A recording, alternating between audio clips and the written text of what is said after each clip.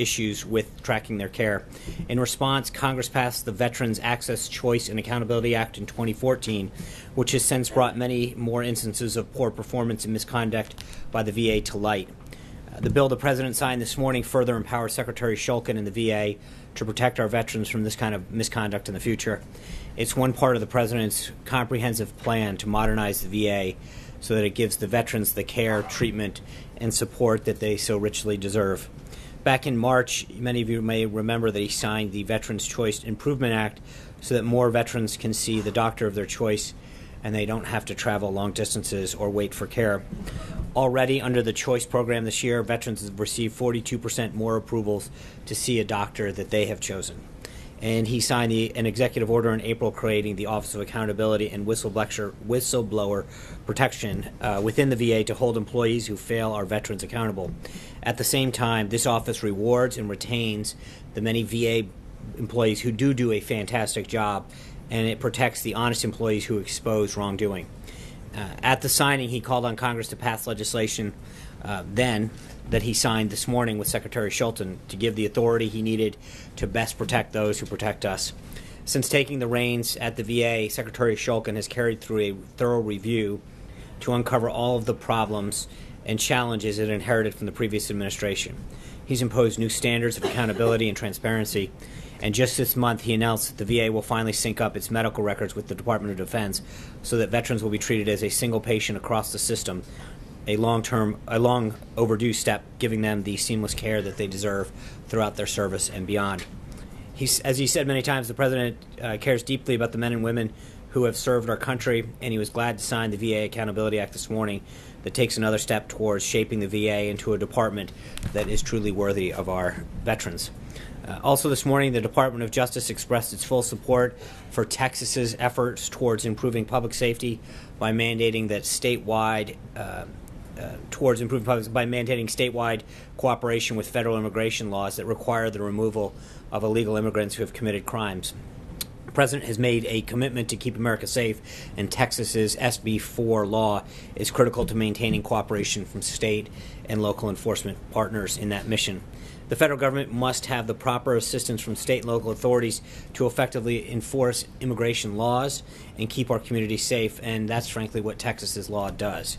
Given the strong federal interest in facilitating this cooperation, the Trump administration is glad to be putting its full support behind Texas's effort. As he said yesterday, the President is very supportive of the draft Senate health care bill, which represents the next step in repealing and replacing Obamacare. It's time for all Republicans to unite and fulfill this promise that we've been talking about for over 7 years, and that we would rescue them from the mess that was created by imposing a risky healthcare experiment on our country several years ago. With costs rising and options dwindling, it's clear that the risk that we were given didn't pay off.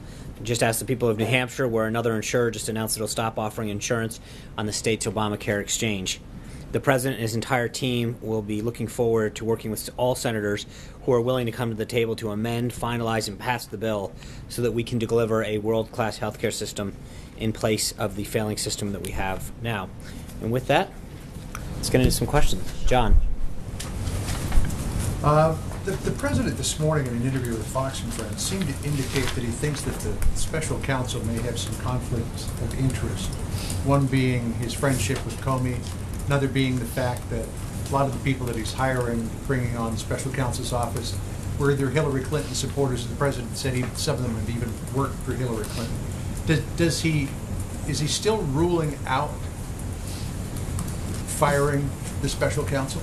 Nothing's changed on that in terms of his position on. And his position is? That while he retains the authority, anyone who serves at him, I believe Steve and I had a healthy exchange with, but that he has no intention of doing that. Does he seemed to suggest this morning there might be a circumstance under which Mueller should take himself out? Can you tell us? I don't. Yeah, that's one. Obviously, I would refer to Mark Kasowitz in terms of the President's legal strategy on that. But I'll just leave it at that. But good try.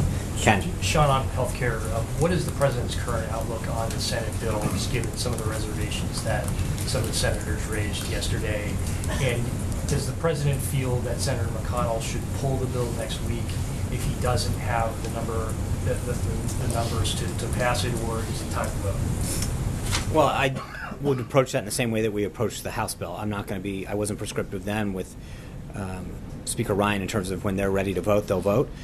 Senator McConnell has said that he wants a vote next week, and it's up to him to run the chamber the way he sees fit.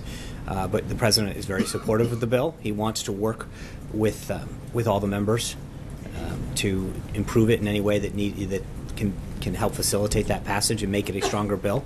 And he intends to work with all the individuals. He's got a lot of respect for the 4 senators, in particular on the Republican side, that have come forward. Wants to work with them, but I know Senator Manchin talked about potentially getting some Democrats together, and the president welcomes that. Sean. Maggie. Sean, thank you. Welcome. Thank you. What is the president's level of involvement at this point in terms of trying to push the bill forward or not? Can you give us a sense of whether he's making calls? Yeah, he's not. He's had a couple calls with Majority Leader McConnell. As you recall, I think last week we had 6 senators here. I wouldn't be surprised to see that continued involvement.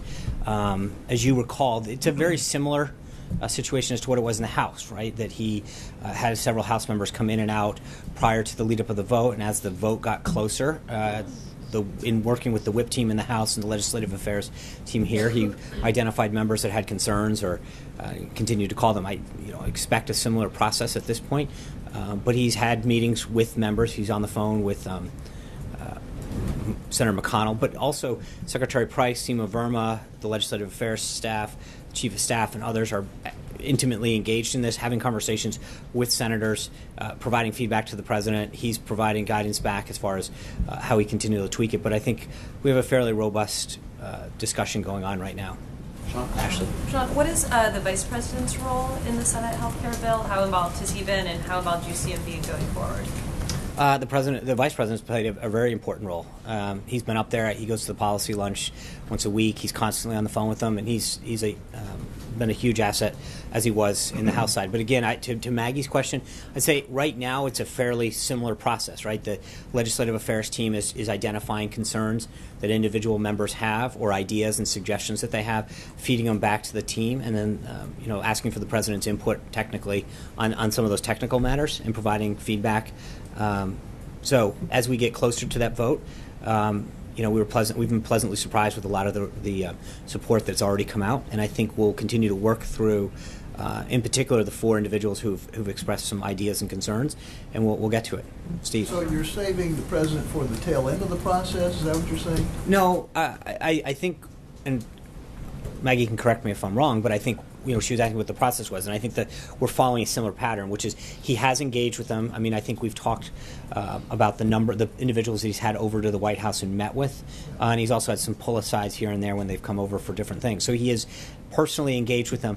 The question about Maggie had specifically asked about phone calls, and I think that while he has addressed it here and there, the type of push that you saw at the end of the vote before the House, we're not at that phase where he's and just because of the nature of, these are individuals. I mean, because of the numbers, the Senate being what it is, and the numbers that we have to get to 50+1 is in a different place than the House, where you had many more members to address. When you look at the House bill and the Senate legislation, is the Senate legislation the preferred vehicle for this going forward? I think that the president's very supportive of the Senate bill.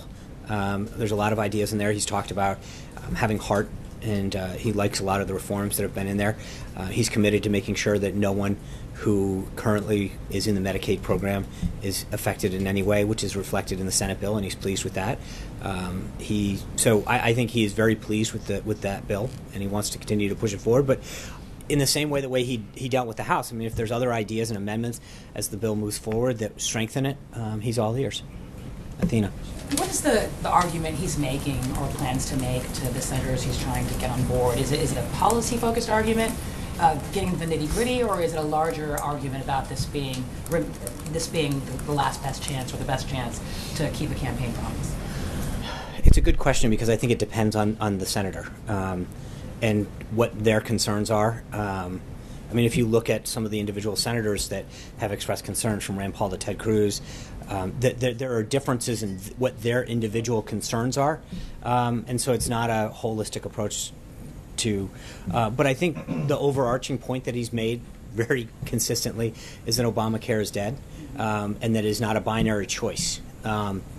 It's not keep this or take that. It's this system is failing, and we must act. That is the overarching point that he's made to all of these individuals. One interesting point is that when you actually look at the House side in particular, you've got 113 members of the Democratic caucus that are co-sponsors of single universal care, the Bernie Sanders bill. It's a $32 trillion alternative. So if you think about it, the bill that the House bill that got passed, that's the basis of what the Senate worked off of, has a net savings. What the majority of House Democrats support is not maintaining Obamacare, but the majority of that conference is actually supporting the Bernie Sanders universal health care bill, which is a $32 trillion, one-size-fits-all, government-run, no competition forces, no market forces bill. And I think that is really what the choice has become. That's it. It's not. If you think about this, the majority of Democrats in the House aren't backing Obamacare. What they're backing is a government takeover of universal care that doesn't have any market forces. That's going to cost our country $32 trillion. And I think that's the real choice that exists. One more. Yeah. Just in response to tapes, did you see that Congressman Schiff said yesterday something about, I don't think we can accept this as a complete answer, referring to the president's tweet. His problem with it was that the president was really just talking about himself, and that Schiff would like to see in writing a response that covers the entire White House, simply because the tweet suggested that maybe someone else has recordings. Does the White House plan to deliver some sort of official written response to Schiff in the House Intel Committee? I believe, and I'd have to follow up, but I believe that there was some communication that we have to have by close of business today. So I'll figure out if that's going out. But I think the president was clear. He was asked, he said he would follow up on whether he knew of this, and I think he's answered it very clearly. Shannon? Just real quick on Medicaid, you mentioned a moment ago something about Medicaid. I want to make sure I'm clear. So is the president comfortable with the changes to the Medicaid program in the Senate bill, and how that would, roll back the expansion at a certain date? Is he comfortable with that aspect? I think right now, as I said, he's very supportive of the current bill.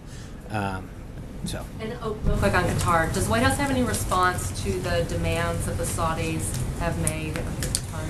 The 4 countries that are part of that, we believe it's a family issue and that they should work out. If we can help facilitate those discussions, then so be it. But this is something that they want to and should work out for themselves. Zeke? Thanks, Sean. First following up on Sean's question there.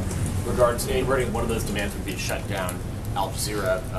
The United States generally has spoken out in favor of free and independent press, and you can argue about Al Jazeera one way or the other in this case. But does the White House believe that it's appropriate that the free press is something that is on the table for the restoration of diplomatic relations? Again, I don't. We're willing to play a facilitating role in those discussions, but that's a discussion that those countries need to have amongst themselves, and so until we're asked to join that and facilitate it, I'm not going to get in the middle of that discussion. Separate question. In this morning, Washington Post, there's an item about some friends of the president inquiring about his health.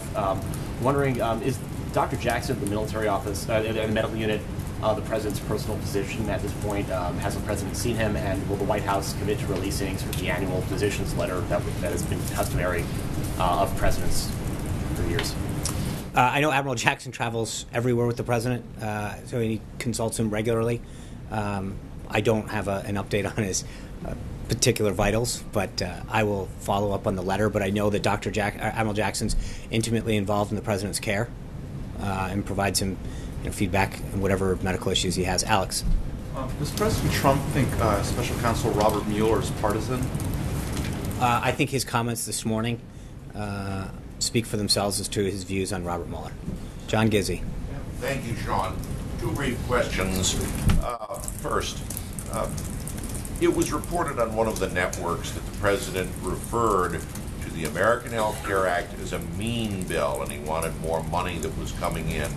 Did he actually say that, or can you confirm or deny whether he used that term to describe it and call for greater funding for parts of it?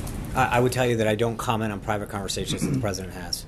All right. And the other thing I do want to know was on Tuesday night, in a public conversation, his speech that he delivered in Cedar Rapids, the president called for legislation that would deny welfare benefits to illegal immigrants for 5 years. It has been widely reported that that has been on the books for 21 years, going back to when President Clinton signed the Omnibus Welfare Reform legislation in 1996. Was that a misstatement on the president's part, or was he aware that this is already on the books? The president's aware that that law exists. I think the president's concern, generally speaking, with all the immigration laws, is that they're not being enforced. We've got several laws that are on the books, but they're not being enforced. I think the president believes that we need to do what we can. I mean, obviously, he's been very clear on immigration and on, especially from our southern border. But that law, while on the books, has not been enforced, and clearly either needs to be re-examined, enforced, or new legislation needs to be introduced. I'm sorry, Hallie. I have two questions for you. One is a follow-up from earlier in the week. You were asked whether the president believes Russia interfered with the 2016 election. You said you hadn't had a chance to have that conversation. So I'm wondering if you've had that conversation, and if so, if the president is concerned about that interference. I have. Thank you. And the only point that I would make, just as a point of clarification, he commented, I think it was January 5th or 17th, something like that, on that at the time, and he said, Russia probably interfered, but maybe some other countries did as well. He said, I think it was Russia, but I think we also get hacked by other countries there and you other go. people. Thank you. And so does he stand This by whole that? row Is is he getting an A concerned? for everyone. Is he concerned about that, John? Yeah, of course. He's concerned about any country or any actor that wants to interfere in elections. I confirm that he stands by that. But he's taken two, I think, very large steps. One is cybersecurity, to make sure that he signed an executive order, his Homeland Security advisors working diligently to make sure that we take steps to protect the integrity of our election system and all of our other cyber defenses. And then secondly, he instituted an election commission that is making sure that we look at all of how we're voting and to make sure that we maintain integrity in all of our voting process, to make sure that we have faith in it. And that includes cyber, it includes voter ID, it includes all sorts of systems. I expect that commission to have several announcements in probably the next 2 weeks, and potentially some hearings in July. But there's going to be continued activity, but the president takes that very seriously. And I think those two actions in particular point to his commitment to it. So to follow up on that then, Sean, what do you say? We've talked to dozens of state officials who say they simply have not heard much from this administration regarding how to protect their own voting systems. Right. What do you say to those critics who say you're not doing enough? I think those officials, state and county, and I think down to the municipal level, will get a letter next week from the commission asking them to help facilitate some transfer of data back to us so we can begin the process of a thorough review of the systems. And we will continue to engage them and find out ways that we can strengthen the integrity of our system and make sure that we have the utmost confidence in our voting system. Blake. Front row gets an A forever. Let's see what we can do with that. All right. You have a lot to live up to. Questions on healthcare. Obviously, the House bill and the Senate draft discussion, they are similar, but they're different. Does the president at this point have a preference to either one, and if so, which one? I think right now he's, as I mentioned, very supportive of the Senate bill. Let's get that passed, and then obviously, we'll go to conference. And so there's elements of the Senate bill that he's very pleased with, but our goal is to go through the process, get it passed through the Senate, and then have that discussion in conference. Let me ask you, comments that you made this morning, you were asked about the strategy, and you talked about how several high-level people within the administration have been provided technical assistance, working with members and Senate leadership to talk about additional changes that might be necessary. I'm curious as to specifically what those additional changes in the Senate bill that you view might indeed be necessary. I think you've got 4 Republican senators in particular that have expressed, each one of them has concerns, and in order to get over 50 votes, we'll listen to them and to others that'll help strengthen the bill and get us to that point. But that's part of that. That's part of the process. Same thing that we did in the House side too.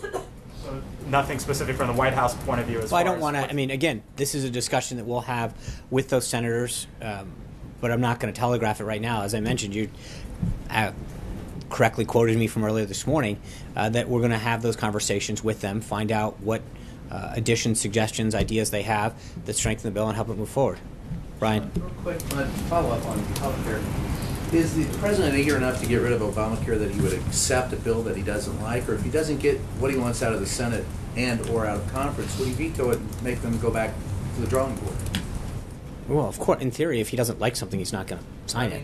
But I've said he's very supportive of the Senate bill as it stands. So I don't think that's going to be a problem. And the follow-up to that is there are 4 members of the Republican Party who say that the problem with it is that it's really too much like Obamacare, and they want to see it completely jettisoned. So that's not entirely accurate. Well, all right, I'm paraphrasing. But again, he'll work with them, and our staff will work with them, and we'll look at issues that can get us there. But I think, and I imagine Senator Manchin himself also noted that he would like to sit down and work, and I think if we can find, if we can grow that number even larger, we'd love to do it. Olivia, Democrats? Senator Manchin's a Democrat. Yeah, I mean, other than he mentioned that he might have some additional folks that have expressed to him a willingness to work together, and I think the president's been clear. If anybody has a willingness to move this forward and get it done, he'd love to work across party lines. Olivier. Thank you, Sean. We saw the president's tweet about China's role in the North Korea crisis. He just met with Madison Tillerson, who had met with Chinese counterparts yesterday. Can you characterize at this point what he thinks about China's role in North Korea and whether he's preparing to impose what are called secondary sanctions on Chinese entities that are flouting international sanctions? I will not comment on the second part of that for obvious reasons, but good try. Look, he remains hopeful that we can work with China, both politically and economically, to apply the pressure on North Korea. He commented personally, and I'll reiterate that he continues to be very troubled by what happened to Otto Warmbier, and would like to see China do more. He's not hopeful. He's hopeful. He's not impatient at this point. He hasn't lost patience with China. I just would say that he remains hopeful that we can find a way forward. Steve, I want to ask you about Russia, because this week the Russians canceled planned talks in St. Petersburg. It's been widely reported that 2 weeks from now, in Germany, the president and Vladimir Putin are supposed to have some kind of talk on the sidelines of the G20. Is it the president's intention to have a meeting with Vladimir Putin in Germany?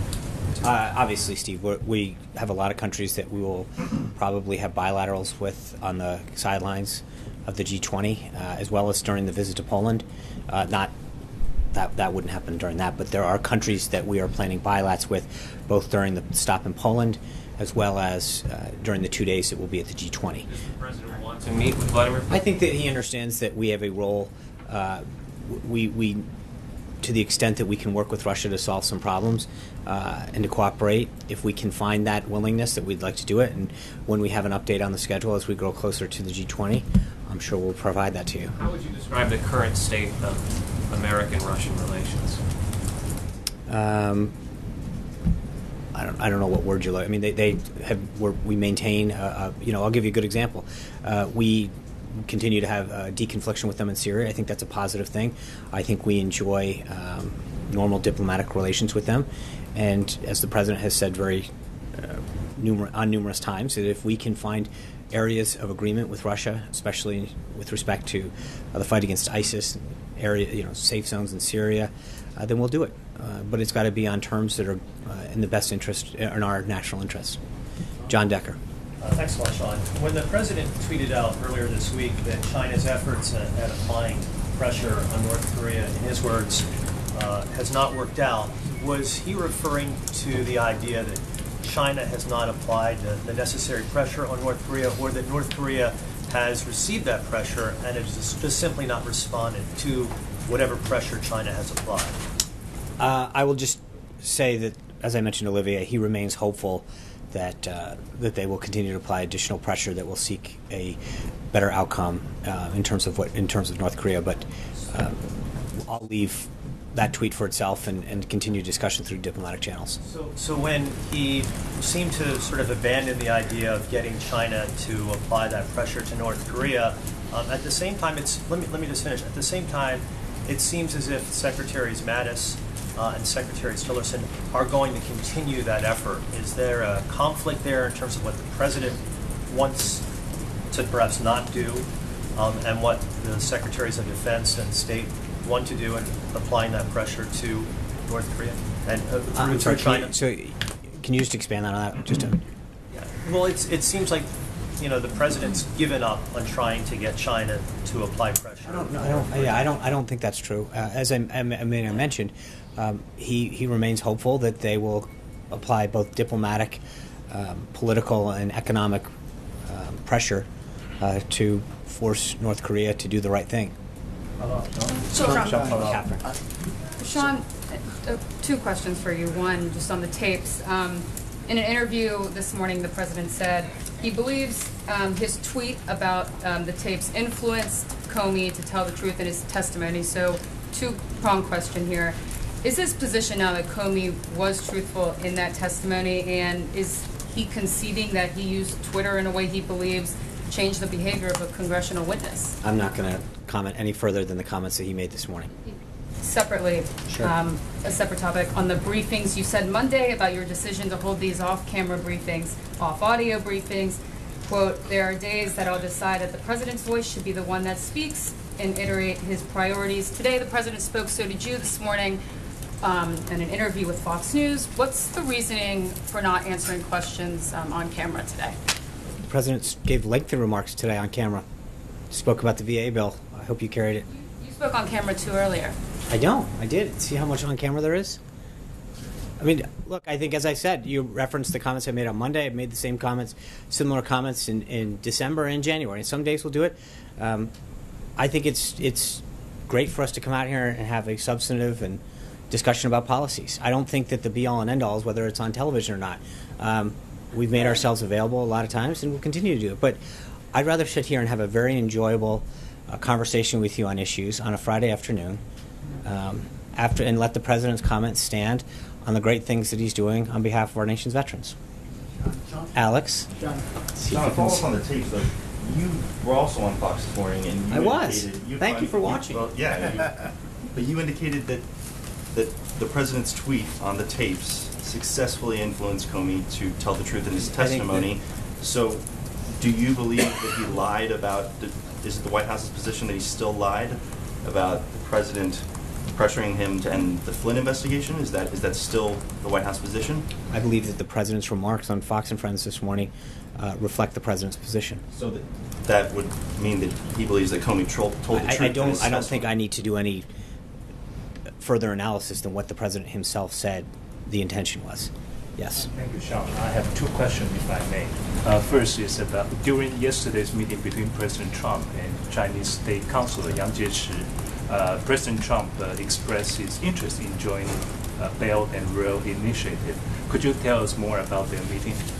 I can't. I mean, obviously, I think we sent a representative to that conference, but I'm not going to get any further than that. The discussion that they had.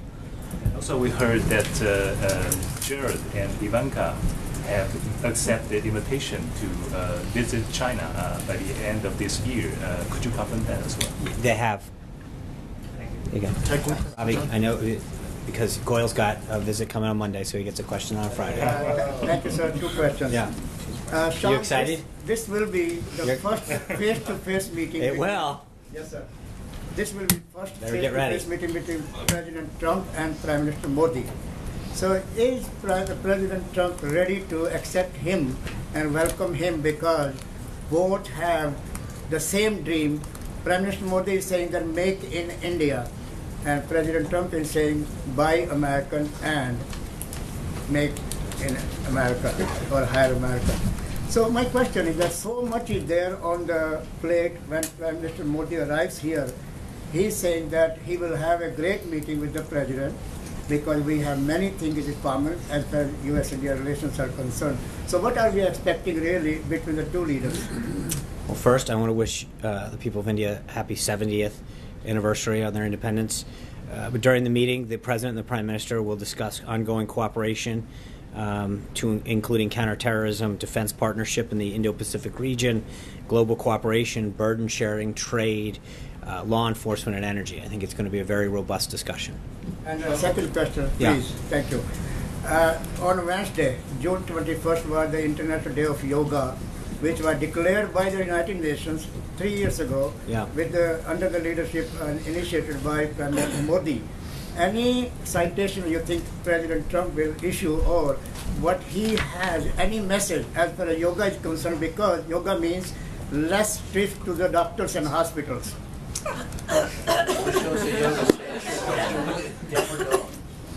I don't have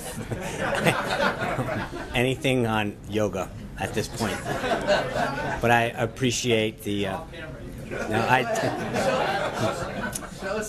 Trey.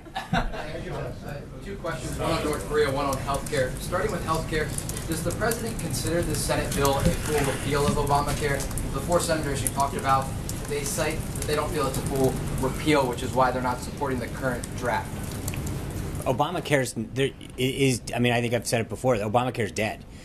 So it is. You have no carriers. The premiums are skyrocketing. So whatever you want to call it, the bottom line is it is a dead healthcare system.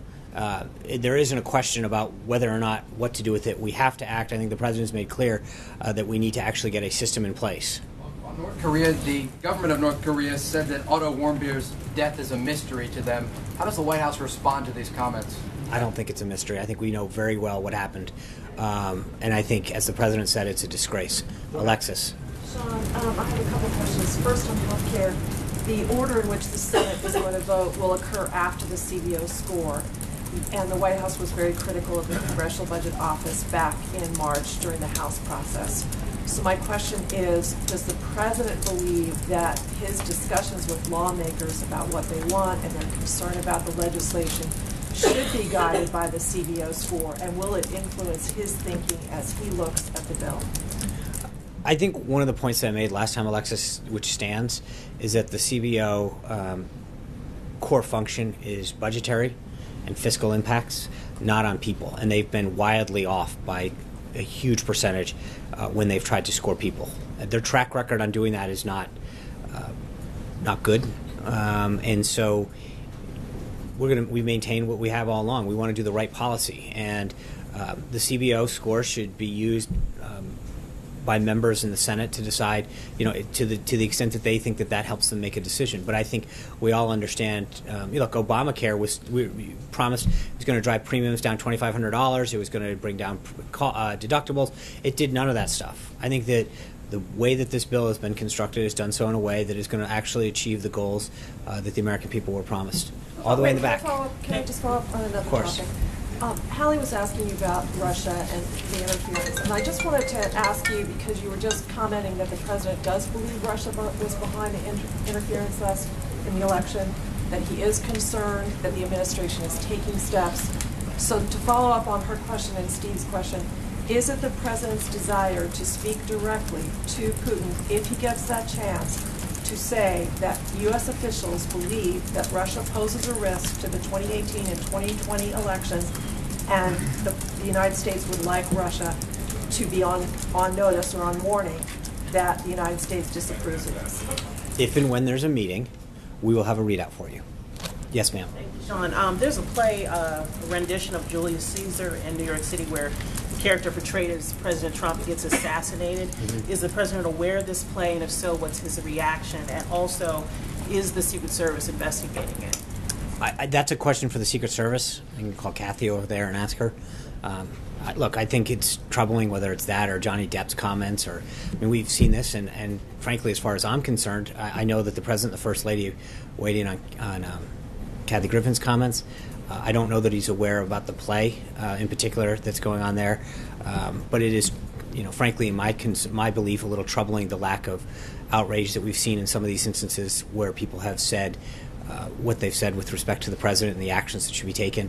The president's made it clear that we should denounce violence in all of its forms, and I think that if we're going to hold to that standard, then we should all agree that standard should be universally called out. And so when those actions are depicted, and I think we saw a couple folks in the media and some other places tweet out their support for that show, I'm not sure that's a smart thing to do. We either all agree that violence should be called out and denounced, or not. And I think that it's concerning when you see a pattern that these comments get made, these actions get depicted, and the lack of attention that they get when it's on our side. Yeah. Oh, Sean, thank you. Regarding the bill signed for this morning, do you think this is because the president talked a lot about draining the swamp, this is considered a part of that, with federal employees and so forth. Right. Do you see this as maybe a larger point of like going through civil service reform, in which you could look at holding career level federal employees to higher standards and making it easier to fire certain people for certain conduct? I think it's a good start, yeah. This is the first step. I think it's important that we start with our veterans, but I think everyone who serves in the public trust has an obligation to serve the public and do what they can, whether it's our veterans or people looking for an education loan or whatever. And if you're not doing your job, I think that we should, as a government, have a standard that if you're not doing what the job's supposed to be doing and you're not helping your fellow American achieve what that department or agency is singing after, that we should make sure that there's a process by which we can have that person removed and put in place somebody who will do it. The president's step this morning was a big step forward, and I think to your question, the impact of that, the signal that it sends, isn't just about veterans, obviously, but it should resonate government-wide that we expect people who serve in government to do what they can to serve our country. You mentioned veterans would be a good start. What would be the next step? I mean, would it be possibly the IRS or yeah, I mean, we'll wait and see. I think we've got a fairly robust legislative agenda right now, but if the House or the Senate wanted to move forward with something else, I'm sure we could find a way to work with them. Kayla. Thank you, Sean. The carrier plan the president visited right after the election has told employees that it would lay off more than 600 people between now and the end of the year. Its employment would actually fall below the agreement that it has with the state. Would the president re-engage in that situation? Should the state claw back some of those incentives? We're talking about 632 jobs in this instance. This was announced last year, so what we're hearing now is nothing new. Carrier remains committed to retaining 1,069 Hoosier jobs over the next 10 years, consistent with the deal that was reached after the election. By maintaining these jobs in Indiana, Carrier is showing confidence in the business climate and the future of the American economy. In terms of the deals that the White House is making with individual companies, though, earlier this week you addressed Ford and you said at some point in the future tax reform is what would incentivize companies to operate here. But what sort of enforcement mechanisms does the White House have to keep these companies honest? Well, again, remember that deal that you're talking about with Carrier is consistent with the deal that they struck. This is just a manifestation of the deal that was struck back in, I think it was November of last year. It could have been early December. So, you know, this is consistent with what they said they would do back then. But I think both in terms of regulatory policy and tax policy, we need to do what we can to incentivize more companies to not just stay here, but to grow here. Francesca. Thank you, Sean. Two separate policy topics. First of all, you said that Senator Joe Manchin, a Democrat, is going to be looking at potentially getting some Democratic votes for the Senate health care bill. The president has said repeatedly that no matter how good this bill is, that he doesn't think that he would get any Democratic votes for it. It now sounds like you're saying that you do expect potentially to get some Democratic votes for it, and therefore you might not even need these 4 Republican senators who say that they can't support it. I didn't say that. Okay. What I said, and just to be clear, is it's obviously the president believes, and for good reason, that I don't think that he doesn't believe that we'll end up getting any. I think it's encouraging that as we evolve through this process, that you see someone like Senator Manchin say, "I agree that the system's broken and I'm willing to fix it." Now, whether or not we ultimately can get his vote, that's another question. But I think it's encouraging that someone like him wants to step forward and engage in a discussion about if there's a potential of getting his vote. And obviously that's a discussion that, whether it's him or someone else, I noted the other day, I think to Hallie, that, a couple times already, Senator Schumer's been very clear that there would be no engagement from Democrats. So to see this progress, I think is I don't want to get too far in front of it, but it's also it's good to see at least one senator publicly say that they're willing to have that discussion. Jordan. Sure. Sorry, I said 2 policy questions. Sorry, they're a totally separate subject. I wanted to follow up on what John Gizzi had asked about the. It's a first. Follow up on what John Gizzi had said about the president's speech on Tuesday night and the welfare requirement for immigrants. Mm-hmm. What specifically would the proposal that the president was talking about do that's different than what is already a part of the federal law? You said he wanted to re-examine it, maybe even put in a new law. What was he proposing? How is that different? Well, again, when we have an announcement on that, I'll let you know. Putting in legislation I understand soon. that, and so when we do, we'll let you know. But at this point, we don't have that. Jordan. Thank you, John. The White House is concerned about the message of Julius Caesar and stuff that's said by Johnny Depp, and why was Al Baldessaro, who said that Hillary Clinton should be shot for treason for handling of Benghazi, invited to the VA event today at the White House?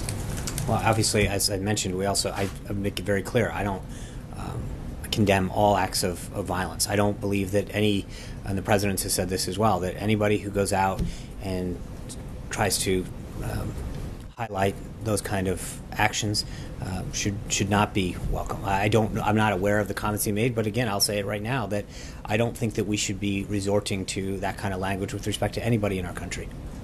You do condemn. You do condemn. I do. Thank you. Okay, we'll get into the second row now. Mike Bender. I want to ask you about one on Russia, one on healthcare. Russia sanctions bill. Can you talk at all about what your goals are for that bill? Even a sense of timing. Is it helpful to have that bill sooner or later in this White House? You mean that's one that the Senate passed that got pulled back with the parliamentary? It's right now. It's the Senate passed the bill. The parliamentarian ruled that it had a revenue component to it, and it had to have originated in the House. So now the House is looking at it. But right now, there's nothing to comment on in the sense that the Senate parliamentarian ruled that because of the revenue nature. Have any opinion on whether? Well, let's see what it looks like. I think obviously the concern that we will have is whether or not the executive maintains the authority and the flexibility with respect to implementing sanctions, both going forward and pulling back, to effectively achieve a goal, right? And so it's not a timing issue for you guys. No, I think it's a policy. It's how it's crafted, and I think that's something that we're going to look at as it, assuming that the House now takes up its legislation, and then when it goes to the Senate. But I think our main concern overall with sanctions is how the Congress crafts them and any potential erosion of the executive branch's authority to implement them. Just real quick, that these contested Obamacare payments, the administration, CSRs, that the administration went through this month. Yeah. Obviously, the president has referred to those as ransom. Is there any reason to believe that those won't be approved every month until there's a change to the health care law? I think we committed to making them last month, and that's as far as we will go at this time. We're not committing to them this month. Obviously, why is it a month-to-month thing for you? Because I think that the question is, if we believe, again, I'm not going to. Last month, obviously, if we can pass health care overall, then that changes the dynamic, and part of it's going to be where we are in that process. But it'll ultimately be up to the president to decide. But the reason it's a month-to-month is because exactly what you said. He doesn't. The court has ruled very clearly on this instance.